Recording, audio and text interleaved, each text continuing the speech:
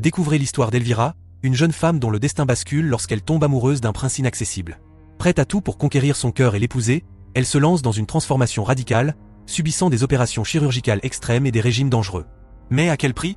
Alors qu'elle se rapproche de son rêve, des secrets de famille éclatent, des trahisons se révèlent, et la course au mariage princier tourne au cauchemar. Entre contes de fées et sombre réalité, Elvira découvrira-t-elle que la vraie beauté est ailleurs? Accrochez-vous, car cette histoire vous emmènera bien au-delà de ce que vous imaginez. Lors d'un voyage, Elvira lit le recueil de poésie du prince, ce qui la fait rêver de rencontrer l'homme de ses rêves. Sa mère veuve, Rebecca, a trouvé un nouvel amour. Alors, la famille déménage dans leur nouvelle maison. Là, Elvira et sa sœur Alma rencontrent leur beau-père Otto et leur nouvelle demi-sœur, Agnès. Lors d'une courte cérémonie privée, Otto et Rebecca se marient. Ensuite, Agnès fait visiter la maison à Elvira. Elvira est très excitée par toutes les jolies choses et la belle forêt à l'extérieur, surtout parce qu'elle peut voir le château royal au loin. Pendant le dîner, la famille savoure le gâteau de mariage. Soudainement, Otto a du mal à respirer alors qu'il commence à faire une crise cardiaque. Il crache du sang sur le visage d'Agnès et meurt sur la table. Le lendemain, Elvira essaie de réconforter Agnès en partageant son expérience personnelle de la perte de son père. Cependant, Agnès s'emporte contre elle, disant qu'Otto n'a épousé Rebecca que pour l'argent. Elvira court le dire à sa mère qui est justement en train d'apprendre la même chose de la part des avocats. Il s'avère que Rebecca a, elle aussi, épousé Otto pour l'argent. Donc, ils se sont mutuellement trompés alors qu'en réalité, aucun des deux n'avait quoi que ce soit. Les avocats expliquent que les terres et le bétail seront saisis, et que la seule chose que Rebecca recevra est quelques pièces de monnaie. Après le départ des avocats, Rebecca s'effondre sous le choc. Elle pense qu'elle est trop vieille pour trouver un autre homme. Alors Elvira dit qu'elle se mariera pour la famille. Cependant, Rebecca pense qu'Elvira est trop laide pour trouver un bon mari, et Alma n'est pas encore fertile, donc elle ne peut pas se marier non plus. Elvira, dévastée, retourne dans sa chambre et fixe son visage dans le miroir pendant un moment avant de percer un bouton. Un peu plus tard, un message arrive du palais. La famille royale organisera bientôt un bal et toutes les jeunes nobles sont invitées parce que le prince choisira une épouse. Agnès s'inscrit immédiatement, et Elvira aussi. Mais lorsqu'elle ne parvient pas à fournir un nom de famille important, Agnès la présente comme sa demi-sœur. Le messager inscrit son nom comme la demi-sœur d'Elvira Font, mais elle est tout de même excitée, et rêve déjà de se marier avec le prince. Quand Rebecca entend parler du bal, elle va chez un médecin pour rendre Elvira plus jolie. Il veut lui enlever les appareils dentaires, corriger son nez, ajouter des extensions de cils. Rebecca promet de le payer le double après le bal, mais Elvira ne peut s'empêcher de remarquer tout le sang sur le sol de la salle d'opération pendant que Rebecca regarde un catalogue de nez. Les appareils sont retirés sans aucun problème. Cependant, la correction du nez est très douloureuse parce que le médecin utilise un burin sans aucune anesthésie et Elvira hurle pendant toute la procédure. Plus tard, Elvira rejoint un groupe de jeunes demoiselles dans une école de bonne manière pour apprendre les grâces sociales et elle doit porter un support pour son nez en convalescence. 3 filles seront choisies par l'enseignante pour être présentées au prince. Mais tout le monde doit tout de même faire bonne impression car le bal sera rempli d'hommes riches susceptibles de les choisir comme épouses.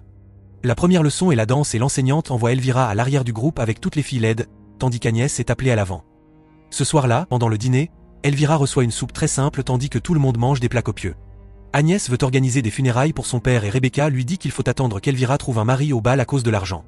Agnès, furieuse, souligne qu'il gaspille de l'argent pour rendre Elvira jolie pendant que le corps d'Otto pourrit. Mais Rebecca l'interrompt pour annoncer qu'Alma et Elvira recevront n'importe quelle robe qu'Agnès ne porte plus. Cela fait quitter la pièce à Agnès. Quand elle va voir son père, des insectes sont en train de dévorer son corps et elle pousse un cri. Le lendemain, les leçons continuent avec des sujets différents, comme l'usage correct de l'éventail, l'équilibre de livres sur la tête en montant et descendant les escaliers, et comment faire une révérence. À la fin de la journée, l'enseignante affiche la liste des élèves sélectionnés qui passeront au niveau suivant, et Elvira est surprise de voir qu'une autre fille a été rayée pour qu'elle soit incluse. Cela déclenche de nouvelles rêveries où elle se voit mariée au prince. Le jour suivant, le groupe sélectionné commence de nouvelles leçons. Les leçons recommencent avec encore de la danse. L'enseignante appelle Elvira pour faire une démonstration en premier, seulement pour l'interrompre rapidement et la traiter de talent gâché. Il s'avère que Rebecca a payé l'enseignante pour qu'Elvira soit sélectionnée, sinon elle n'aurait jamais été choisie. Après avoir humilié Elvira devant tout le monde, l'enseignante fait venir Agnès et 2 autres filles à l'avant pour montrer comment il faut faire. Le soir, Elvira essaie quelques robes d'Agnès, mais elles sont trop petites pour elle. Rebecca ordonne à ses servantes de trouver un moyen de les ajuster. Après leur départ, Elvira regarde son corps nu dans le miroir et pleure. Puis elle récupère un roulé à la cannelle qu'elle avait caché dans son tiroir et le mange. Le lendemain, toutes les filles ont un entretien individuel avec Madame Sophie qui dit à Agnès que le prince tombera amoureux d'elle. Quand c'est au tour d'Elvira, elle pleure en expliquant qu'elle se sent désespérée et que personne ne la choisira jamais. Sophie lui dit que ce n'est pas vrai et qu'elle se reconnaît en Elvira. Après lui avoir fait retirer le support nasal, Sophie lui fait remarquer qu'Elvira change l'extérieur pour correspondre à l'intérieur et la qualifie de courageuse. Elle lui offre aussi un petit objet pour lui rappeler que c'est l'intérieur qui compte. Plus tard dans la forêt, Elvira montre le cadeau à Alma. Il s'agit d'un œuf de ténia. Si elle l'avale, elle pourra manger autant qu'elle veut, et quand même maigrir, car le ver mangera ce qu'elle mange. Une fois devenue mince et belle, elle pourra simplement prendre l'antidote. Alma trouve cela complètement fou, mais Elvira ignore ses inquiétudes et lui fait promettre de ne rien dire à personne. Pendant ce temps, Agnès rencontre Isaac, le palefrenier avec qui elle entretient une relation secrète. Elle lui présente ses excuses et jure qu'elle l'aime, mais qu'elle n'a pas le choix et doit épouser le prince. Dans la forêt, Elvira avale l'œuf de ténia. Soudain, un oiseau mort tombe à côté d'elle et elle entend des cris. Elle va voir ce qu'il se passe et découvre 3 hommes ivres en train de parler de trouver une femme. L'un d'eux est en train de se soulager, et Elvira ne peut s'empêcher d'admirer ses fesses nues. Lorsqu'ils se retournent, leurs regards se croisent, et elle est choquée de réaliser qu'il s'agit du prince Julian. Les autres font des commentaires obscènes et Elvira s'enfuit mais se cache pour observer Julian chasser. Elle pleure en ayant de nouvelles rêveries où elle se voit avec lui. Le soir, Elvira rentre chez elle et entend des bruits étranges dans la grange. Alors, elle va vérifier. Elle est choquée de découvrir Isaac et Agnès en pleine action, et court tout raconter à sa mère. Le matin, Rebecca hurle sur Agnès, casse des objets, et l'insulte. Elle la jette au sol en lui interdisant de revoir Isaac, brise son collier, et annonce qu'elle est désormais une servante. Ensuite, Isaac est expulsé de la propriété sans avoir le temps de se changer. Dans sa chambre, Elvira continue de manger des pâtisseries qu'elle cache. 3 mois plus tard, le support nasal est enfin retiré définitivement. Elvira a maintenant un visage parfait et un corps mince. Elle aime regarder par la fenêtre pour voir Agnès travailler comme une esclave. Tout le monde l'appelle désormais Cendrillon. Lors de la visite suivante chez le docteur, c'est le moment des extensions de cils. Sa tête est attachée au fauteuil et une simple crème est appliquée sur ses yeux pour atténuer la douleur. Une infirmière garde les yeux d'Elvira ouverts pendant que le docteur coud les cils. Mais la crème n'est pas suffisante et Elvira hurle de douleur pendant toute la procédure. Cette nuit-là, Alma se réveille et découvre du sang sur ses draps, révélant qu'elle est devenue une femme. Elvira ne parvient pas à dormir à cause de l'orage, de la douleur et de la faim. Elle est tellement désespérée qu'elle quitte sa chambre pour chercher de la nourriture, bien que ses yeux soient bandés. Alma la trouve dans le couloir et Elvira prétend qu'elle va aux toilettes. Quand elle atteint la cuisine, Elvira entend un bruit et n'a pas le temps de se cacher. Mais c'est juste Agnès qui a pitié d'elle et la nourrit. Lors de la leçon de danse suivante, on découvre que Sophie sort secrètement avec l'enseignant. Elvira est enfin considérée comme assez jolie pour rejoindre les filles à l'avant afin de démontrer la danse. Le soir, Agnès apporte secrètement de la nourriture à Elvira pendant qu'elle prend son bain. Quand Elvira se prépare à se brosser les cheveux, elle est terrifiée de découvrir qu'elle les perd. Quelques instants plus tard, un homme apporte une magnifique robe que Rebecca affirme avoir coûté très cher. Pendant qu'Agnès aide Elvira à se changer, l'homme saisit effrontément le visage d'Agnès et celle-ci lui crache au visage en réponse. L'homme l'insulte et l'embrasse de force, mais Agnès le repousse et crache par terre. Rebecca lui ordonne aussitôt de nettoyer. Ensuite, l'homme remarque qu'Elvira perd ses cheveux. Alors, il lui met une perruque sur la tête et dit qu'elle les rendra riches. Au milieu de la nuit, Elvira sort discrètement de sa chambre pour chercher de la nourriture et entend sa mère en train de se comporter de manière indécente avec cet homme. Pendant ce temps, Agnès ouvre un coffre et sort une robe qu'elle avait cachée pour pouvoir assister secrètement au bal. Lorsqu'elle essaie de s'éclipser, Elvira la surprend et tente de lui voler la robe. Elles finissent par se battre et la robe est déchirée en lambeaux. Elles sont interrompues par Rebecca qui rassure Elvira en lui disant qu'Agnès ne pourra pas aller au bal sans robe. Elle couche sa fille et lui donne un médicament pour l'aider à dormir. Agnès court pleurer dans la chambre de son père qu'elle a remplie de fleurs pour masquer l'odeur de décomposition. De vilains asticots rampent sur tout son corps. Mais ce sont les vers à soie qui atteignent la robe d'Agnès pour la réparer. Soudain, Agnès se réveille lorsque sa mère défunte lui apparaît. La dame lui dit qu'elle a laissé de nouvelles chaussures dans les poches de sa robe et que son carrosse redeviendra une citrouille. À minuit, le lendemain, Rebecca aide Elvira à se préparer avec la perruque. À la fête, chaque fille a l'occasion de se présenter au prince qui semble très ennuyé. Ses amis font des commentaires vulgaires pendant qu'un domestique lit quelques informations sur chaque prétendante. Quand vient le tour d'Elvira, Sophie raconte aux autres seigneurs qu'elle l'a formée elle-même, mais Julian ne semble toujours pas impressionné.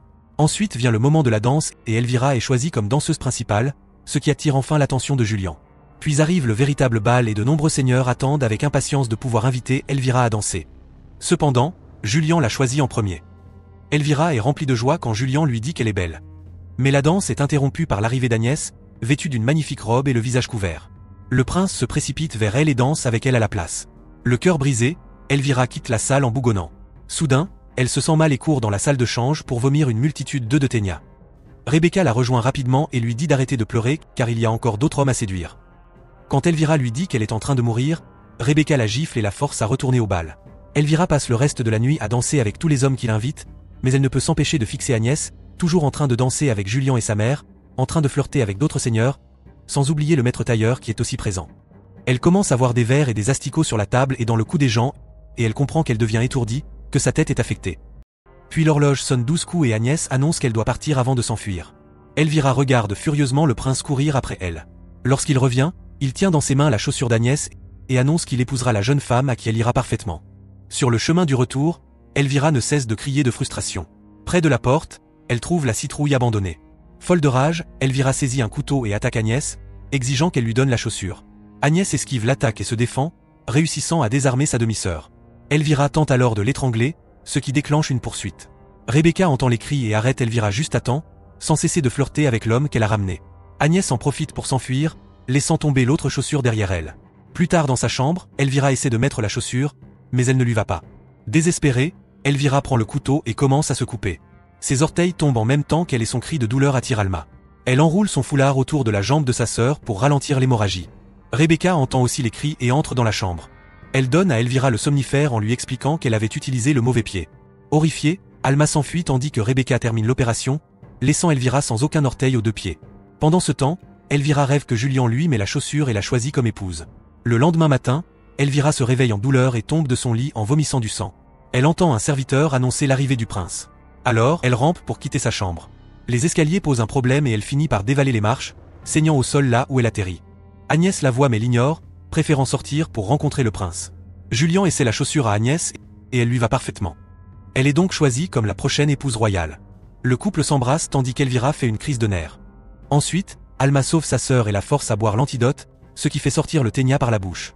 Alma l'attrape et tire encore et encore jusqu'à sortir entièrement l'énorme vers du corps d'Elvira. Après avoir tué le parasite avec un couteau, Alma vole quelques bijoux de sa mère.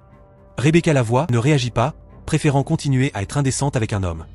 Puis Alma et Elvira quittent la maison et montent sur un cheval avec elle. À présent, les deux sœurs peuvent fuir et laisser derrière elles leur mère manipulatrice. N'oubliez pas de vous abonner et d'activer les notifications pour voir plus de vidéos comme celle-ci. Merci d'avoir regardé.